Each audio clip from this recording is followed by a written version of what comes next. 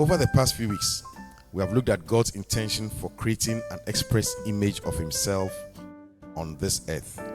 God created man to have dominion, and it starts by being fruitful. To be fruitful, we must discover and work with the seed, which is the unique talents, the gifts and ideas, by following a divine pattern for work. Give form to your ideas by going to the dust of the earth and taking of the material that has been deposited on the earth to give form to the ideas that we have. We have identified the characteristic of seeds, and as small or insignificant as they are, it holds tremendous power within itself to bring great things into existence. And it will take the process that God himself has outlined of investing and nurturing it over a period of time to bear guaranteed fruit. Every one of us has something unique to offer. And so find your uniqueness. That is what makes you different from another human being. Don't be a copycat of another person. And so our uniqueness is the source of our fruitfulness. We can, and all of us must yearn to live a fruitful life. And we all chart our own future by working hard and learning how to obey the principles. In John chapter 12, verse 24, I want to encourage you, do not be idle.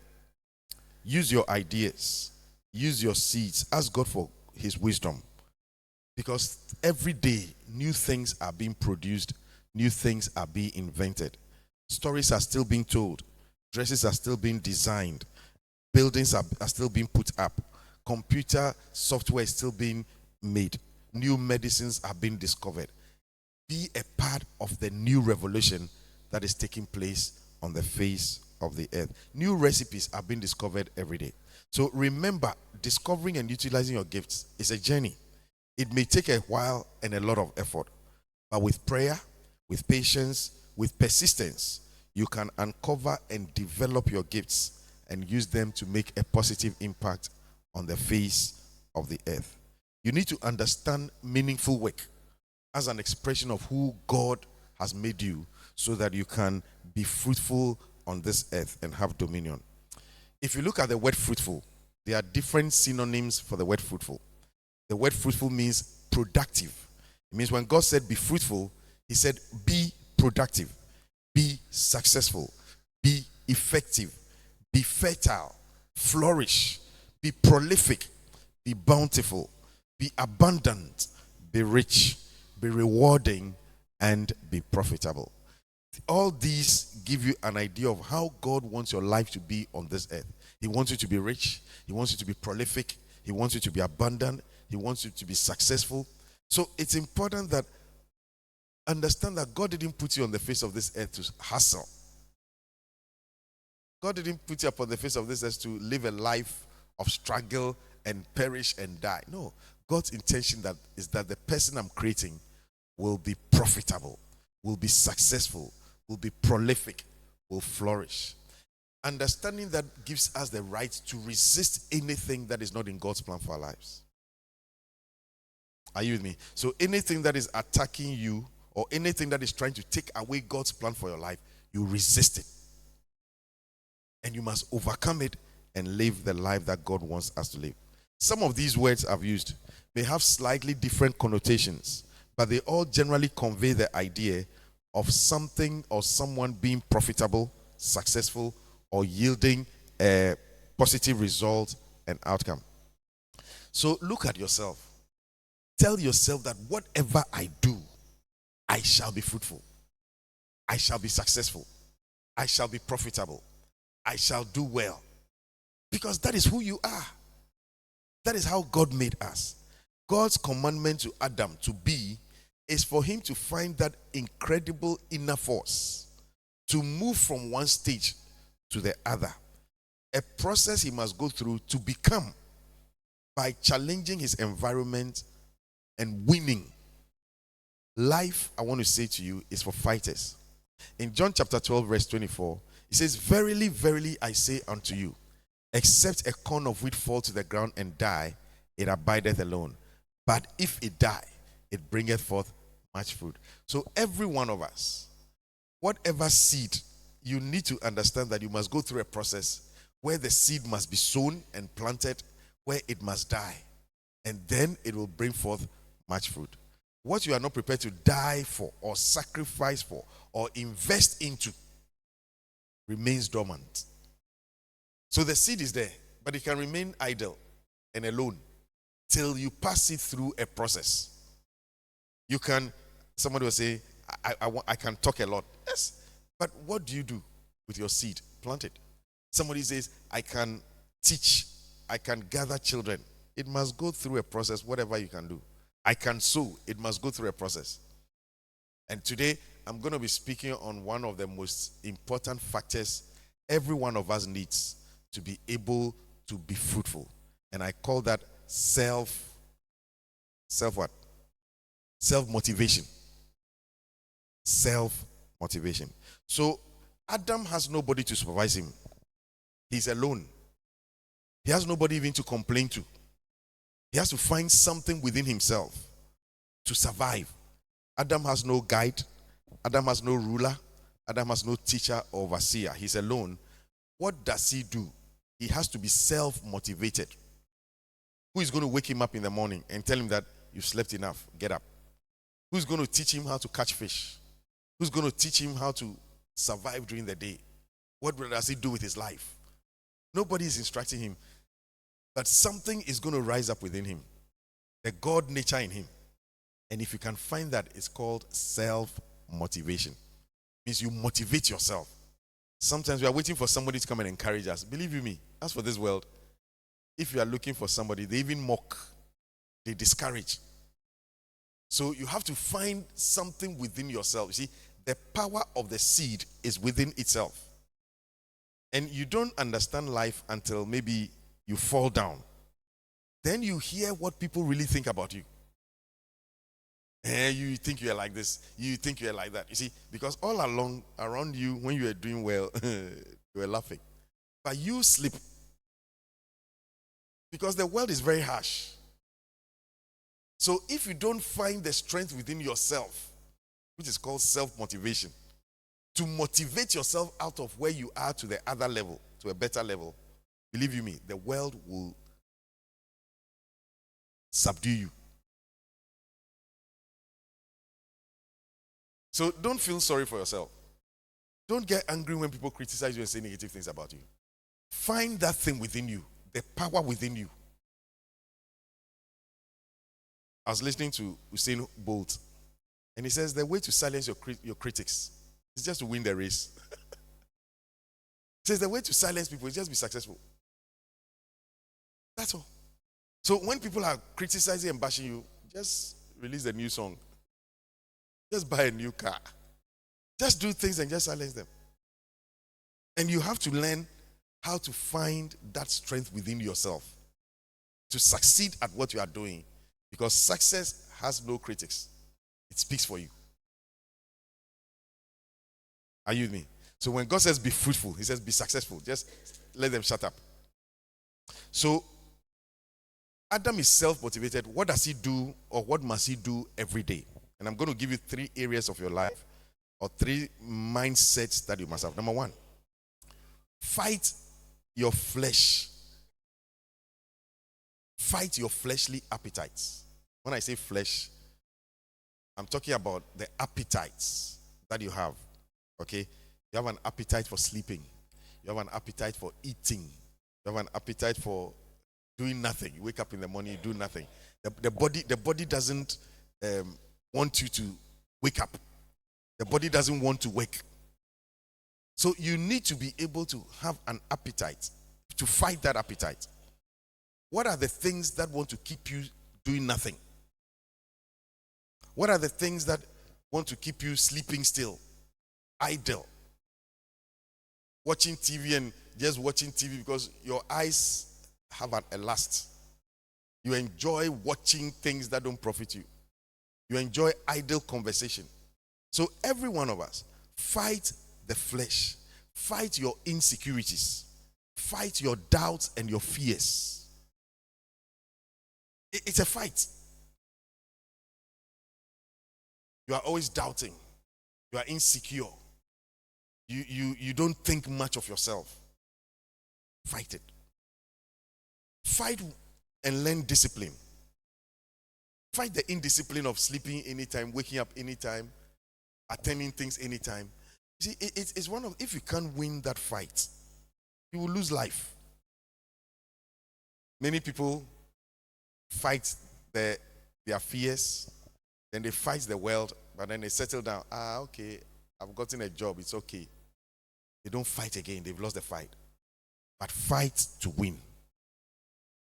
You don't fight to entertain. You fight to win. Is somebody hear me? So you know that, Charlie, I'm going to win at this job. I'm going to win at what I'm doing. Today we are looking at the essential factor in our dominion mandate of self-motivation. You see, all these things I've talked, nobody can do them for you. You do it yourself. So the interesting thing is to find people who maybe you don't have, your parents didn't give you a lot. And then you don't fight the flesh. You don't fight the world. And you don't have a winning mentality. God still has a lot for you, but your attitudes is stifling you. You go to a good school. You have a good environment, but you don't have a winning mentality. You don't fight the environment. You just conform. You don't improve yourself. You see, if there are things if you don't do for yourself, nobody can do for you. Are you with me? So you have to understand life. There are things that are given to you, but then there are also things that you must do.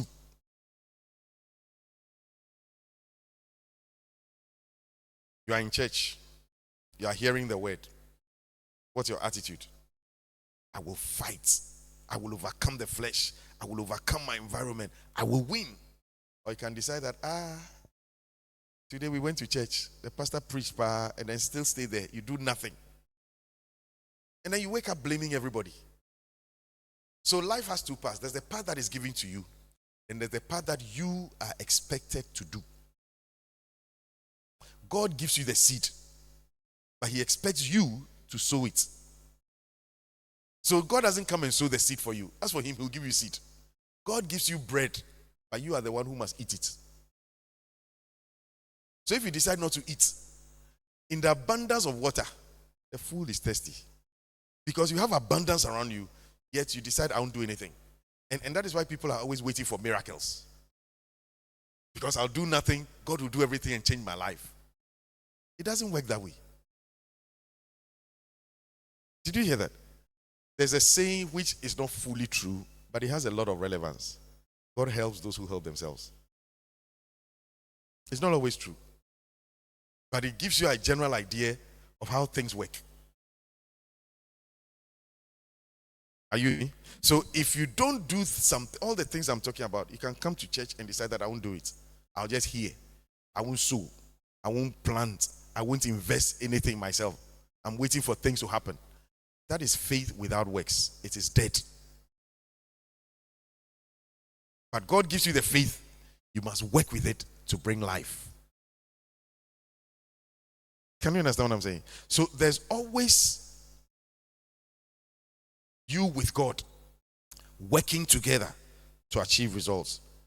In the book of Proverbs chapter 6, verse 6 and 7 and 8.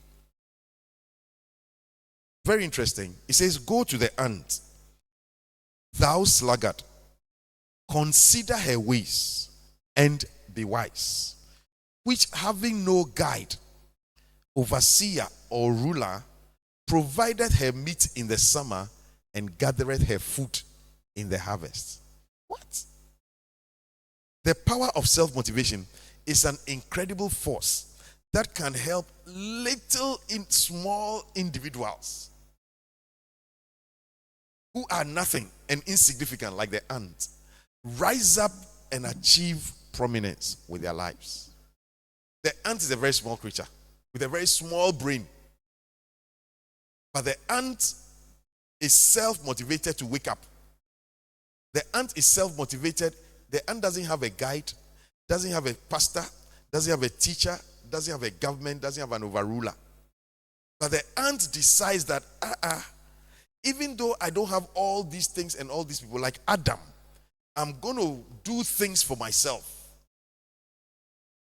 So the ant doesn't look at the difficulty of carrying a little grain of sand and carrying it a long distance. In the path the ant is traveling, anybody can step on the ant and it will die. It doesn't give up. Rain can fall and wash the ants and the sand away. It still doesn't give up. Because the ant has something within it that I will achieve results. And believe you me, I went to a school where I was privileged to have what is called an ant hill.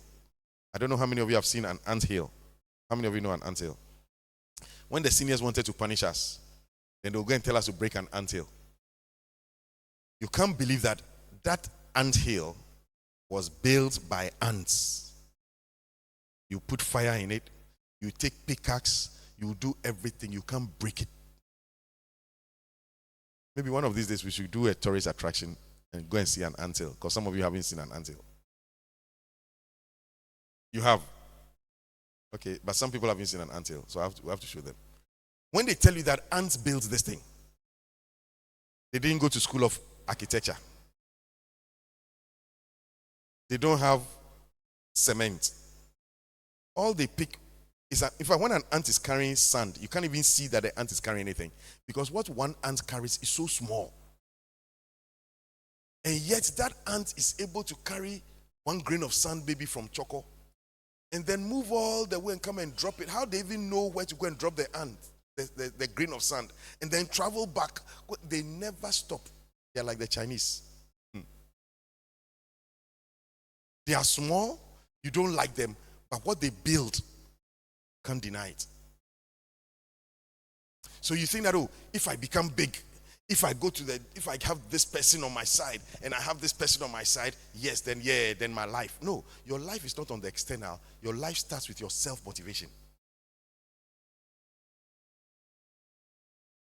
Your life, it starts within you. You may be doing something that seems small today, insignificant. Don't give up. Don't despise it. Keep at it.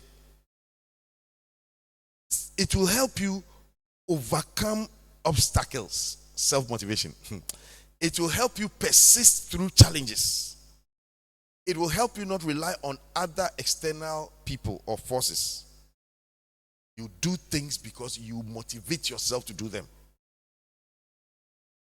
You know, there are so many gifts people have, but they are not motivated. They want somebody to come and help them and encourage them. But if you are going to do well, you've got to find it within yourself. Like I said, study development economics, study China, study Malaysia, study Dubai. The people themselves decided that, no, we can't live like this. So if you don't want prosperity, we can't force you to have prosperity.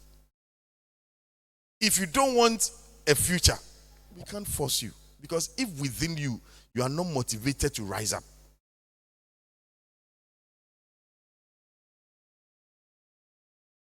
Can you hear me? So if you don't want it, nobody from outside, if Ghana doesn't want development, IMF money, we will chop it. We are sitting down, they are bringing 360 million. People have made plans. Because of that, I'll have some $1 million, I'll be a millionaire. They said we are giving it to you for rural development. Kai! Because they themselves, they don't want to develop their rural areas. They don't want to stop Galamsey and change the water. So if you think that I'm going to ask somebody to give me money, see, one of the worst things is to give money or trying to help somebody who's not self-motivated.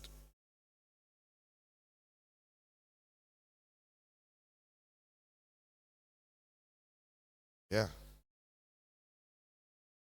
It is important to find that inner strength that I want to do something. I want to win. I'm going to discipline myself and wake up when I should wake up. I'm going to put aside an indisciplined life. You know, sometimes I look at some of you, young man, young lady, you come to church, you are sleeping. You come there and say, Pastor, you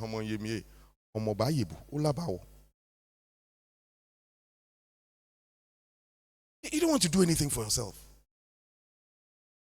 I'm going to see my uncle. I'm going to ask him for money. If your uncle behaved like you,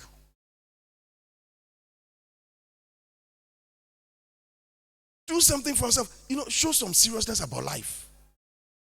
Fight the appetites that keep you down. You're always sleepy. You're always late. You're always lazy. You wake up in the morning. There's no motivation. About that way. You have proverbs like about that way. You wake up and do things for yourself. Rather, when you get money, I think of the latest Jordan canvas. You see what's in your head? If you work and earn money, believe me, you won't go and buy Jordan canvas. You buy a shoe that will take you to work. So it's important for you to understand that God is no respecter of persons. If you are serious and you are self-motivated, there are things you will deny yourself. Because it's not time for those things. Self-motivation can be developed in two ways. Number one, through pleasant experiences, and number two, through unpleasant experiences. So, for example, the pleasant experience is that you go to a place, you see nice models, you see nice buildings, you have a good picture, very exciting, and then it drives something within you. You are also motivated that I want that good thing. You see, because you have a good experience, there's a motivation that, I also want it. And so I'll do everything, or I'll work hard. I'll motivate myself to improve my life and have that. So that's a good experience. Then self-motivation also comes through an unpleasant experience. Because maybe you go through a bad, painful experience of a childhood, poverty-stricken life. Because of the pain you went through, you tell yourself, never again. And so I will work hard to make sure that I don't go through that again. So because of a painful experience, you are also motivated to rise up. So both good and bad happening to people, all things work together for your good. Can you understand that? So you can be motivated through a bad experience. You can also be motivated through a good experience. So what you go through can give you a mindset and a motivation for life. And you must look at the pain of your past and tell yourself, no, I deserve a better future. Because of what I'm going through in school, Charlie, I will learn and make sure that I leave poverty behind. You understand? Your parents just put you in school. No chop box, no trunk, no shirt. Everything was a hustle. Don't just fold your hands and say, Charlie, this one there. No. Let it drive something within you that tells you that, Charlie, what I'm going through, my children will never go through. So in pain, you learn. And you go for every class. And you eat only dining hall food. And you make sure that what you don't understand, you will understand because you want to leave it behind you. What is chasing you will determine how fast you run. If poverty is chasing you, and you know what is chasing you, will run. But you see, many people take life as a joke. Because you're not self-motivated to do anything for yourself. Pastor, have you read your Bible today? Pastor, I don't have a Bible. Oh. If you buy me a Bible, I'll try and read it. You're not self-motivated. And so you find out that you become mediocre, you become average. Everybody who has achieved greatness has worked with this principle of self-motivation. I will motivate myself. I will do great things. When somebody is self-motivated like the ant, you take ownership of your life. You don't let your parents, your community, your friends, no, you take ownership. It's my life. My fathers have lived their lives. Now it's mine. And you stay focused. You eliminate waste. And you develop a growth mindset in spite of the challenges you face. Can you understand that? Can you understand that? So when you find somebody who is not self-motivated, he's always blaming other people. Take ownership of your life. Your parents were poor, so what?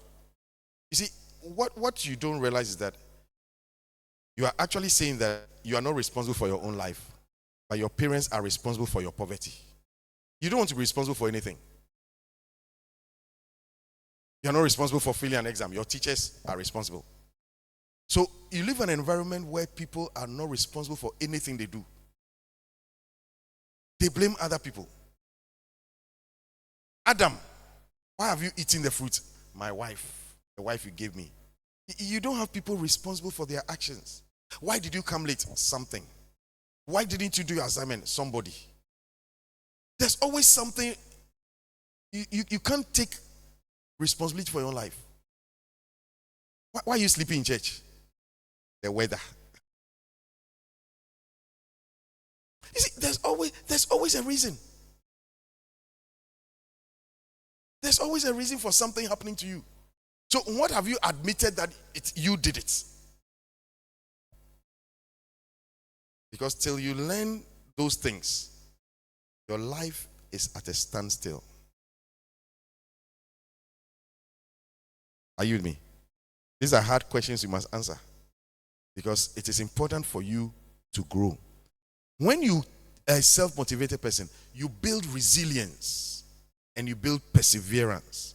You develop a stronger sense of self-discipline and responsibility because of what you've been through. Charlie, you know that, Charlie, hey, now I shouldn't misbehave in school, though, because if they sack me, we were in school with people when it was vacation time. They didn't want to go home because in school, they had a free bed. If they come on holidays, they don't have a bed. In school, they have a room by themselves, maybe in the university. If they go back to their village, there's nowhere to sleep. So they don't want to do anything to disrupt them, because if school is disrupted and they go back, they are going back into poverty. So they behave themselves well. You see, the sad thing is to find people who have come from a very difficult background. Can I say choco? Who are totally indisciplined, who don't want to own up to anything, and who don't want to do anything for themselves.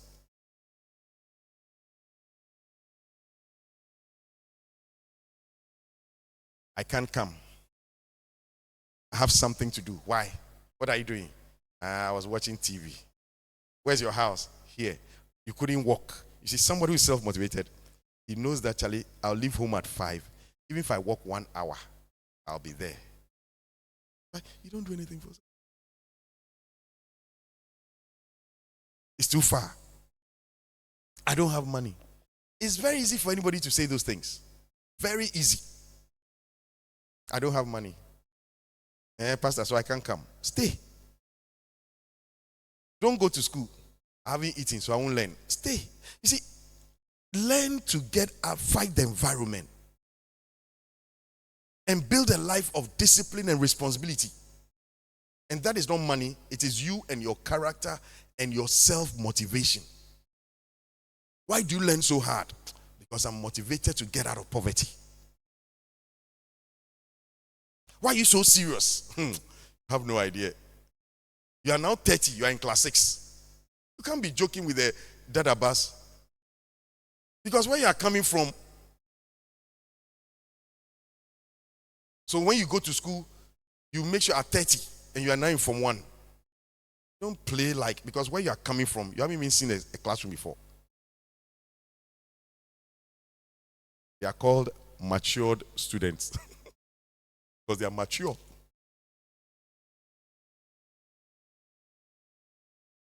By pursuing, you see, a self-motivated person understands that I'm pursuing something I want, not something somebody is telling me to do. So I ask you, what do you want? Because there's a difference between what somebody is telling you to do and what is inborn. A seed is inborn. And once something is inside you, is burning inside you, you don't need the external. You rise up yourself. I want to be a boxer. I mean, if my father tells me to go and be a boxer, I'm sure I'll complain, I'll be lazy, I'll cut classes, because it's an external thing asking me to do it. But if I want to be a boxer, it's different. The reason why people have excuses, they come late, they don't commit themselves, they are not responsible for anything they do, is because somebody is asking them from the external. It is IMF asking us to do it. We ourselves, we don't want to do it. It's IMF asking us to take taxes.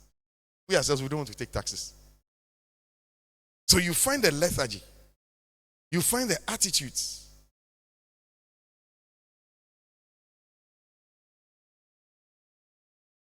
So, what do you want? Do you want to be a singer? Do you really want to be a footballer? Do you really want to be rich? Do you want to go to law school and pass? Do you want to be a doctor? I don't sit in the classroom and I'm now texting people during classes, because where I've come from. I want to do well. So I'm no longer sitting in the classroom and I'm using my mobile phone and watching unnecessary things. See, something about self-motivation makes you focused, makes you resilient, makes you push even when other people don't want to push. Remember, self-motivation is like a muscle. It can be developed and strengthened over time with practice, with patience, with persistence. And by harnessing the power of self-motivation, you can unlock your full potential and achieve your wildest dreams. Let me give you a modern example, the story of Lionel Messi, who is widely regarded as one of the greatest footballers of all time. Listen to his story. Lionel Messi was diagnosed with a growth hormone deficiency at the age of 11. You know why he's so small? Because he can't grow like other players. And it required expensive treatment. So for somebody of his size, saying that he wants to go and play football, even when you look at the other people and their height and their build, it's like, Charlie, the guy can't succeed. The family sacrificed to support his treatment and football development. He moved to Spain at the age of 13. I don't know how many of you can move out of your father's house at the age of 13 to pursue something you want. I don't know how many of you can decide to move out of your comfort zone at the age of 13. But Lionel Messi moved out, changed his environment at the age of 13. And he moved to Spain to join FC Barcelona's youth academy, leaving family and friends behind. Very instructive things. He didn't say, I'm going to join the main club. When he moved, he couldn't get into the main club, so he joined the football academy. You see, there's always a starting point. Many of us are thinking of getting to the top, but you don't want to start anything. You want to play for the Black Stars, you may start at Colts. You may start with a club. But you get up now, I want to join the first Premier League. And because you see, you are not qualified. Then they ask you to go and play second division. You are angry. You are angry. Are you prepared to start small with a seed and allow it to be nurtured? Look at what he did. Hard work and dedication. Messi spent hours training, honing his skills, pushing himself to improve. You see, now he has an opportunity to enter the club. You can see what he himself is doing for himself. He's not lazy. He's not sleeping. He's not just eating. He realized that I'm there for football. So when other people are sleeping, I know where I've come from. I know the village I've left behind. I'm going to work hard. I'm going to put in extra hours. I'm going to go an extra mile. He faced a lot of numerous injuries and setbacks. because people were pushing him left and right, including breaking his leg at the age of 16. Yet, he didn't allow the pain to stop him. And I'm sure when people were injuring him, he began to learn how to dodge. You see, he mastered the art of now jumping and dodging so that the big people won't kick him. Instead of letting the pain stop him, he said, I will use it to drive me to become more skillful. So I'll move in a way that by the time they throw their legs, I'm out. You must learn to use the things that set you back to develop yourself.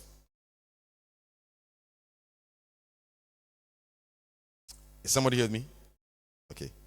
Today, Messi has become a legendary player. He's winning numerous awards, including 7 Ballon d'Or awards, leading FC Barcelona to numerous championships. Look at what he's doing in Miami today. Despite his success, Messi is still training every day. Messi is at the top of the game, yet the guy hasn't stopped training. You get to the top of your game, you preach one message. Oh, do you remember last 2 years? I preached that message. Yeah, you're not improving. There are too many people who are satisfied with little things. You do something once, everybody claps for you, immediately you want to live in that glory. And you never apply yourself diligently again. That's why sometimes people pass SSS. But when they end up in the university, they fail. Because SSS, you made 7 A's. And so while you are working on campus, Charlie, that's the guy who made 7 A's. That's the guy, Shabrain, he went to this, he went to that, he collected the prize. And he gets into your head. And so in the university, you are still relying on Shabrain and you keep messing up. Turn your Bible to Philippians chapter 3, verse 13.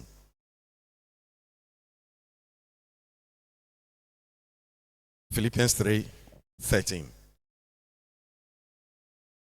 What does it say? What does it say? Brethren, I count not myself to have apprehended, but this one thing I do, forgetting those things which are behind and reaching forth into those things which are before. Read it again. Brethren, I count not myself to have apprehended. The Gans will say, Mindruyo, Insheku.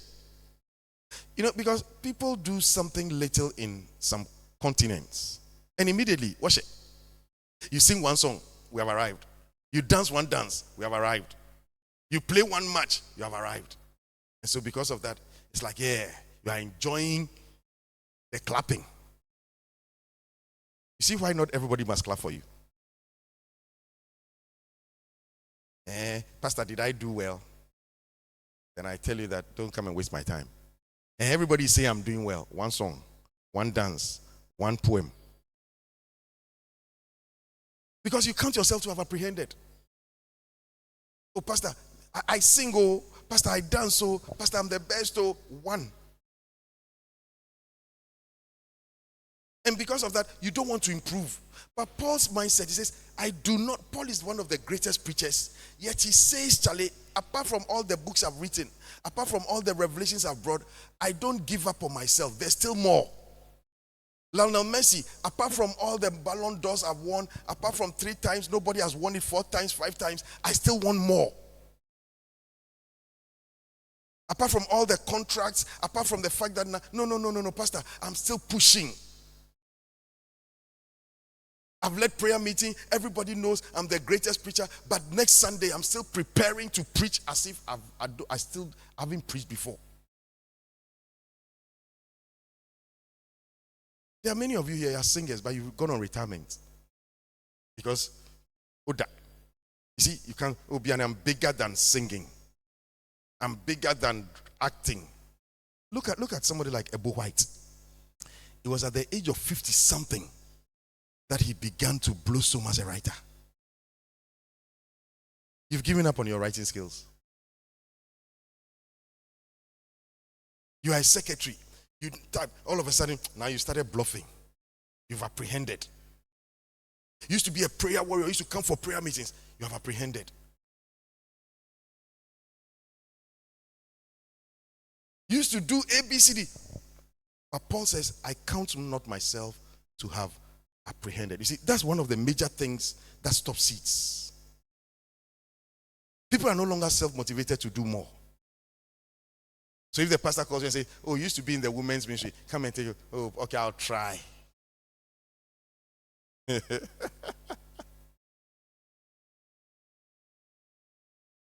can't even advise them again. That at this stage, move into this area. Oh, pastor, I'm now married. I have children, so I've killed my seed.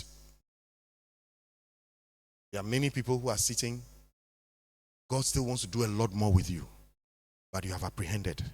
Paul says, I do not count myself to have apprehended, but this one thing I do. You see, you must learn to put your past behind you quickly.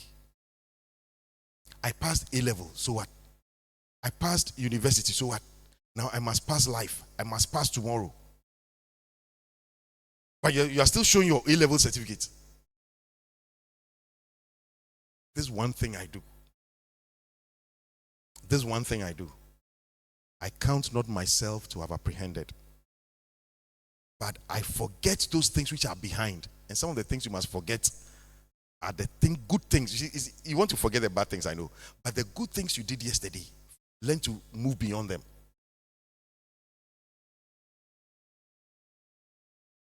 The good things, I also forget them.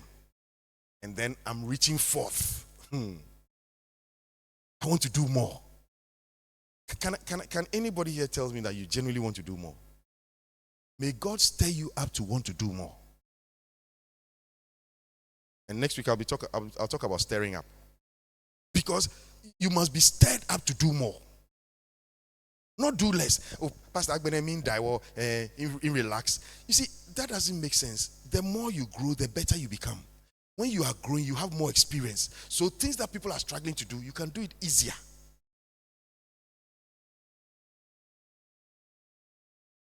So at the age of 80, Moses and Joshua and Caleb, give me this mountain, we won't rest.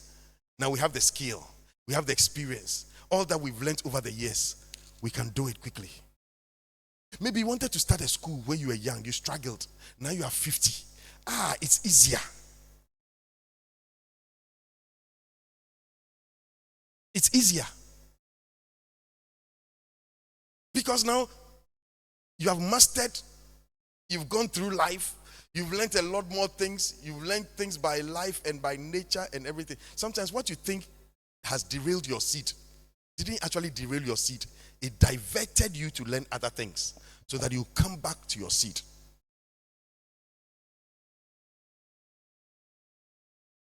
Did you hear that? So let me just give you a final example and close. Let's say I wanted to be a footballer. And then I couldn't play football. And it was like, my father stopped me from playing football. Okay. But the seed is there. I rather went to learn accounting. What is accounting? But now I'm 50 years. The accounting and administration I went to learn can help me start a football academy and run it more effectively. So although I may not be playing the football with my legs, I am doing something with the game and with my management, which I thought derailed me, is now helping me add even more value to the game. Can you understand that? So there are people who never played basketball, but they own basketball clubs. There are people who never acted, but they've bought Hollywood or they've bought some movie company or something. There are people who never sang themselves, but they own, what is it called? Is it music companies? Record labels. So sometimes what you think is a diversion. You see, God plans our lives beyond us. Yeah. So not everybody may play football, but some will be in football administration. Not everybody may write a song, some may own record labels. Because what you have learned that you thought was a diversion will make you a better person to administer other people's seeds. I count not myself to have apprehended, but I've learned how to live life. There's one thing I do. I forget the things that are behind me. I press. I know there are obstacles. I don't give up because something within me can't stop. This idea that and I'm too old to sing, I'm too old to pray, I'm too old to be a minister. It's not godly. Humble yourself before God. Let God pick you. God can use anybody and everybody. Shall we rise on our feet?